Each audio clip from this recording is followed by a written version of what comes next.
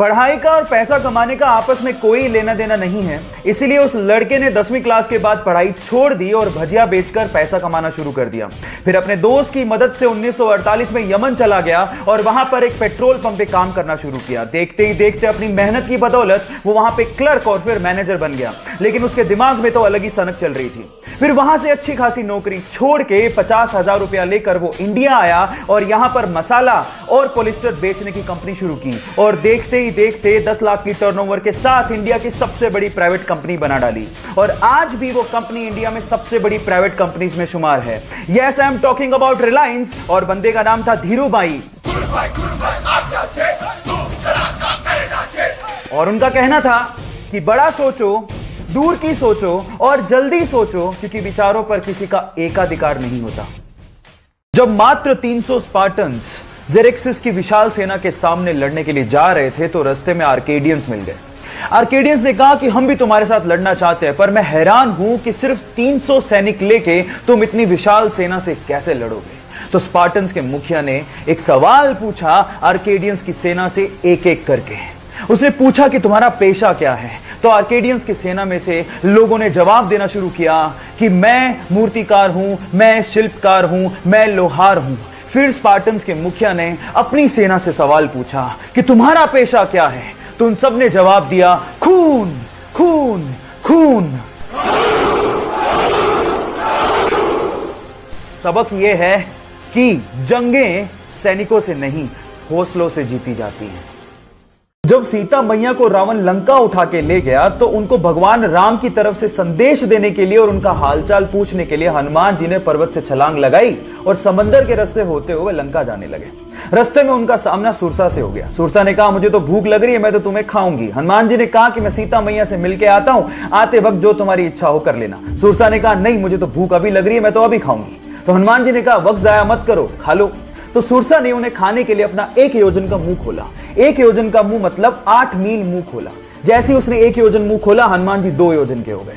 सुरसा ने 2 योजन का मुंह खोला, हनुमान जी 4 योजन के हो गए। ऐसे करते करते सुरसा ने 64 योजन का मुंह खोल लिया। तो हनुमान जी ने बुद्धि दिखाते हुए अपना शरीर छोटा किया और उसके मुख का चक्कर लगाते हुए बाहर आ गए। यहां समझने लायक और सीखने लायक बात यह है कि जब पावर दिखानी थी तो हनुमान जी बड़े होते चले गए, लेकिन जब बुद्धि दिखानी थी तो हनुमान जी छोटे हो गए।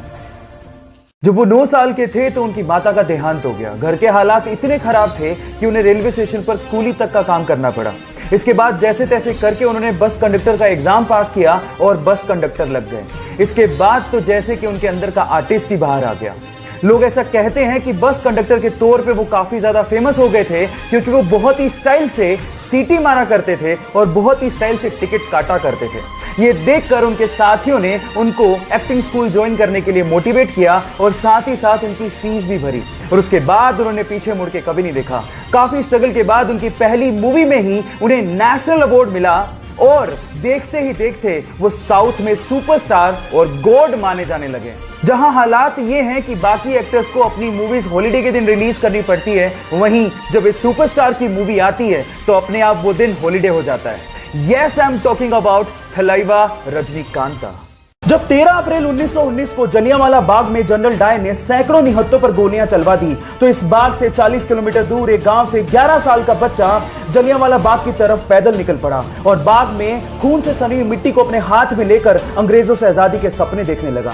ये मिट्टी लेकर जब वो घर पहुंचा तो उसने पिताजी को कहा कि पिताजी आप कहां जा रहे हैं। तो पिताजी ने जवाब दिया कि मैं आम की गुठलियां बोऊंगा जिससे पेड़ लगेगा और बहुत सारे आम मिलेंगे। तो जानते हो उस बच्चे ने क्या कहा? उस 11 साल के बच्चे ने कहा कि मैं भी इस खेत में बंदूक बोना चाहता हूं जिससे मुझे बहुत सारी बंदूकें मिलें और मैं अपने देश को आजादी दिला सकूं। इस क्रांतिकारी विचार को रखने वाले का नाम है शहीद भगत सिंह, जो हमारे लिए, इस देश के लिए हंसते हंसते ये कहकर फांसी पर चढ़ गए, सरफरोशी की तमन्ना अब हमारे दिल में है, देखना है जोर कितना बाजुए कातिल में है, बाजुए कातिल में है।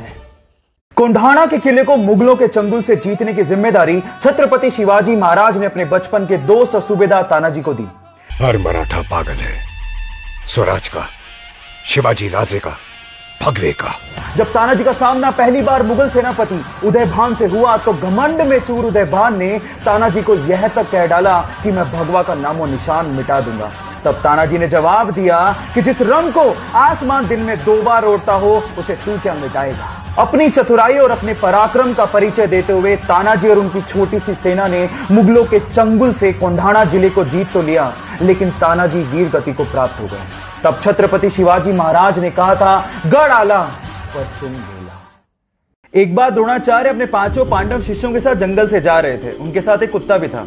अचानक से वो कुत्ता धनुर्विद्या का अभ्यास कर एक व्यक्ति को देख के तेज तेज भौंकने लगा, जिससे उस व्यक्ति को विघ्न होने लगा। अब उस व्यक्ति ने धनुष बाण उठाया और उस कुत्ते पर इस तरह से वार किया कि उस कुत्ते का पूरा मुंह तीरों से भर गया, लेकिन उसे घाव तक नहीं आया। अब ये चीज देखकर द्रोणाचार्य हैरान रह गए और उस व्यक्ति से पूछा कि तुमने धनुर्विद्या सीखी कहां से? तो उस व्यक्ति ने जवाब दिया कि आप ही की प्रतिमा को गुरु मानकर मैंने सारी की सारी धनुर्विद्या सीखी है। अब क्योंकि द्रोणाचार्य अर्जुन को वचन दे चुके थे कि इस पूरे विश्व में उससे बढ़िया धनुर्धारी कोई भी नहीं होगा, इसलिए गुरु दक्षिणा में उस व्यक्ति से द्रोणाचार्य ने दाएं हाथ का अंगूठा मांग लिया और उस व्यक्ति ने हंसते हंसते अपने दाएं हाथ का अंगूठा द्रोणाचार्य के चरणों में समर्पित कर दिया। जानते हैं उस शिष्य का नाम क्या था? उस शिष्य का नाम था एकलव्य।